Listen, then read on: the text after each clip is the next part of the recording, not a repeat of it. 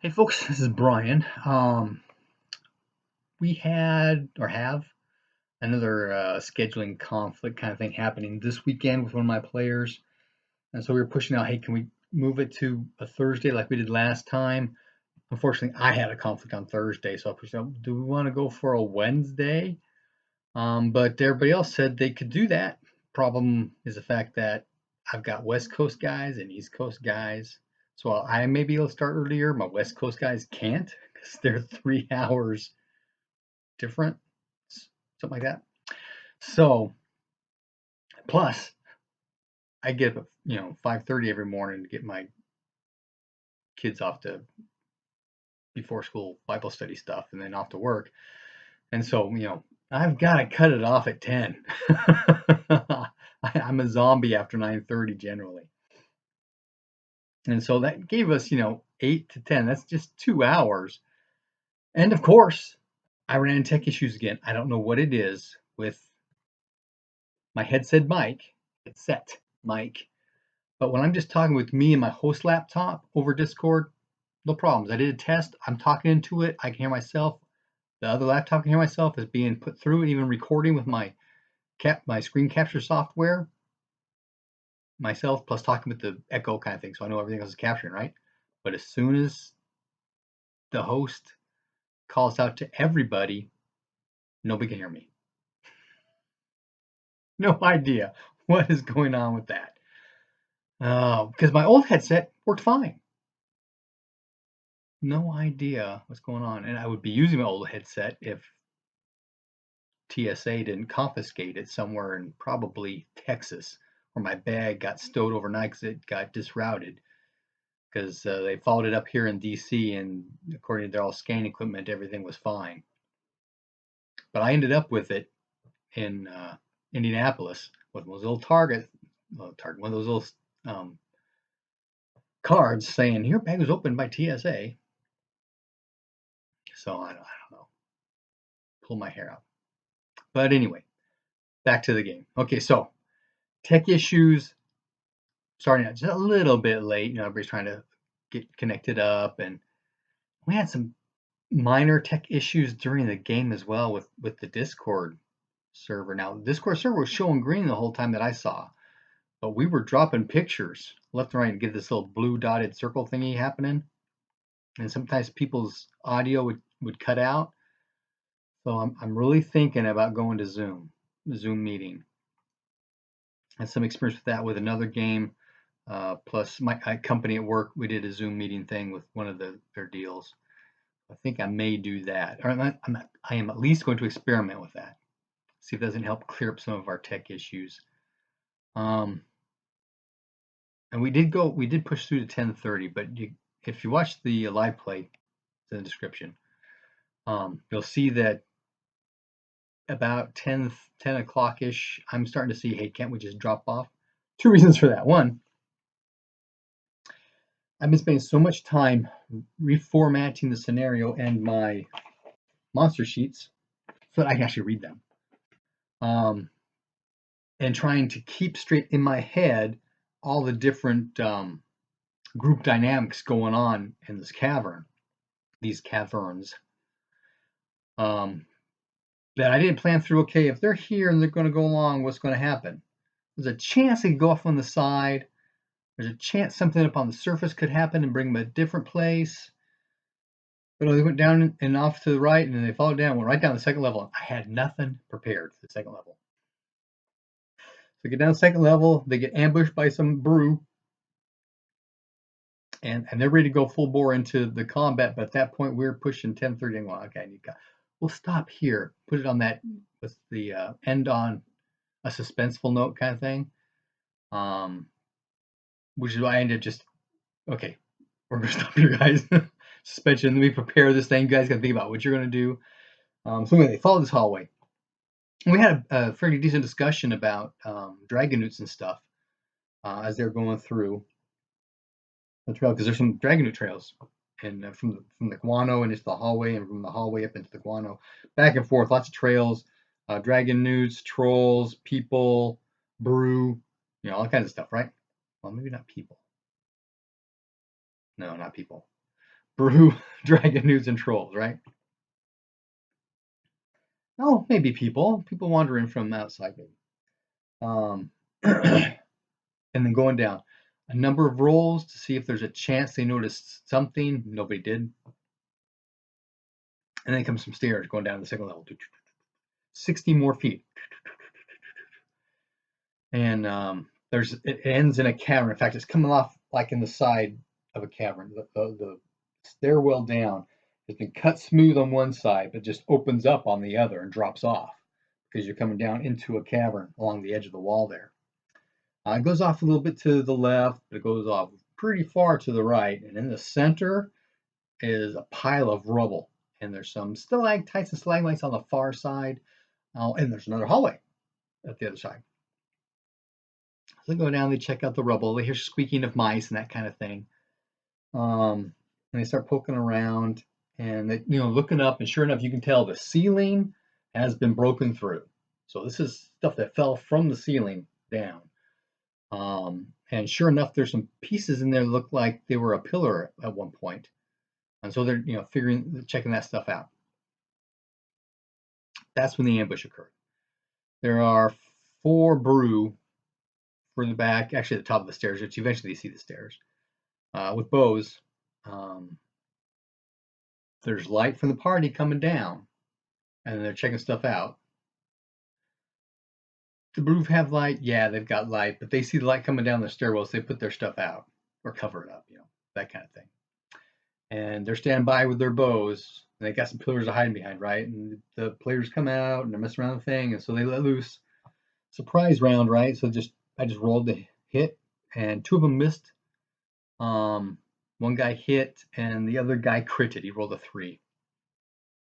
So I roll randomly. Okay, who do they hit? The first one hit one of the hunters, Sabutai, in the abdomen for 3 points. He's got 3 points of armor there, so no issue. The crit hit Lars, the sorcerer, in the leg for 13 points of damage. So that puts him down. He's incapacitated, and we had to go through rules. I should remember this stuff, but every couple of weeks, stuff sometimes you forget. But he went over double hit points in his leg. So he goes down. His leg is useless. And since it's over double, he's incapacitated. He's got 5 hit points in his legs. So only took 10 of the 13. But that puts him down to like 3 or 4 hit points, if I remember right, additionally. So he's down, incapacitated. He was holding the torch. Torch drops down. One of the players has the lantern. Everybody scrambles for the backside of the rubble. Because you can tell where the arrows are coming from when you get hit, that kind of thing. One of the players grabs the torch, uses stalagmites to as barriers to get as close as they can, and then throw the torch up towards the stairs to help light up that side of the room. Sure enough, land on stairs, and that's why they see. Okay, there's 4 pillars up there. There are 4 brew up there. They've got bows, and then they start being concerned about Lars going down, and somebody going to get him, get his power storage crystal. We did a at the end of the day kind of thing, discussing power storage crystals on the surface after they came out because it's still daylight, and they were gone for maybe half an hour. And Aranda and Ferran are still up there. She's tending Ferran, doing the treat disease thing with him. And we went ahead and rolled, so in the morning he'll be fine. He made his constitution roll. She actually made her treat disease roll. So everybody's at the party. They each take a couple of magic points, pump it into the crystals, wait a few hours, regenerate some magic points. So everybody's up for magic points, although all the room points are still missing. And then they decide, okay, let's go back down again. And so that's why they went down, went through the hallways, ended up in the basement cavern, and get ambushed by the brew. So One of the players, I think it's the new guy's got his own crystal. He's the one who threw the thing. So it must have been Hearth, the other hunter, getting to Lars, getting his power storage crystal out, and doing treat wounds or heal wounds, the rune spell, on his leg to get up. But then there's the question, okay, you can't really heal it if the arrow's still in. I had to actually look this up. So there's a significant piece in the live play about me just flipping through stuff, looking things up, and then Lars will make some comments about the whole impaling to the body parts and how you take impaled weapons out and that kind of thing. But they're all written. If I'm a spearman, right, and I impale somebody, I've got a chance to just pull it right back out. That's in the rules. There's a rule that if you get hit by like an arrow or a javelin or a spear, whatever, right, and you're going to pull it out yourself, there are rules for that. There's nothing if somebody's on the ground, I'm going to pull the arrow out of his leg. I'm thinking, it should be much easier than whatever my archery skill is, right? And I don't really need to make a roll because when you're pulling out yourself, you need to make a roll because there's that pain factor involved, and he's unconscious. It doesn't matter, or incapacitated. So I just rolled, okay, yeah, you can just pull it out. But it seems that if you just jank out an arrow, it's going to do more damage. So since then, I've been thinking, maybe I have the guy make his archery roll. And if he makes his archery roll percentage times 2, or half his percentage, or whatever the rule is for pulling it out yourself, that he can extract the arrow without doing any damage. But if he doesn't make that roll, you look at the arrow, you just end up doing arrow damage again as it comes back out, right? Makes sense to me. I'll discuss it with the players, but that's my current plan. If you're pulling an arrow out of somebody else, you want to do it nice and smooth and easy, or break the arrow head off. No, break the arrow head off and then pull the staff out, or break the feather of the shaft off and then pull the backside out, that kind of thing. That takes the skill of the weapon kind of thing. Makes sense to me that would apply. But anyway, I just made the rule. Okay, just pull it out, and then he does the heal, and then everybody starts to turn the focus back on the brew. Well, it's taking a couple rounds, but everybody's pretty much hiding behind the rubble. So the brewer just kind of watching, waiting for everybody to poke their head up. So sometimes going to do that. He does a multi-missile 2 on his arrow, and he's going to pop up and launch out. So that's where I stopped it. He didn't roll yet. He just rolled to get the magic missile off, because that's all done, blown. But him popping up and all the arrow firing going off is where we're going to start with next time. So that's kind of where we stopped. A really, really short session between short time and tech issues. All in all, I felt poor about this one because I was not as ready as I should have been. I should have had this whole section of section 2 ready. There's a handful of sections of the second level that they can get to from different places. And so while in my head I know where these are things and how they get there, on paper I had not planned that far out. And so that's what I'm going to be doing this round. I've got a string of from this area where they can go next all lined out. And then later on I'll work on these other areas where they can get down to level 2 of how everything connects up and connects, right? So that's my plan to prep up for next session. Is get this whole section here done, and then start looking at the other ways that they can access level 2. Because level 1 is all done. It's all done and has been for a while.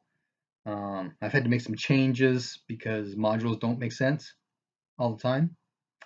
Which reminds me, I've been trying to catch up on Runeslinger's his playlist for video responses, and one of them was talking about early on doing a dungeon, and he mentioned something about there's no place for them to go to the bathroom.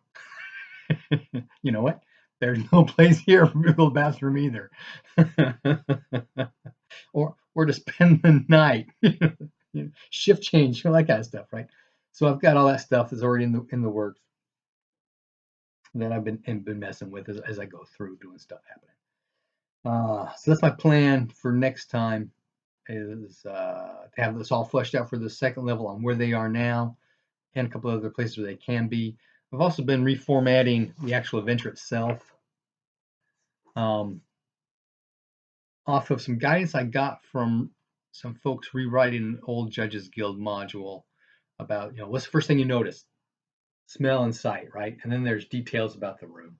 And then there's any monster stuff if available. And if there's scan rolls required, normal, special, critical results, and then exits out of the room, north, south, east, west.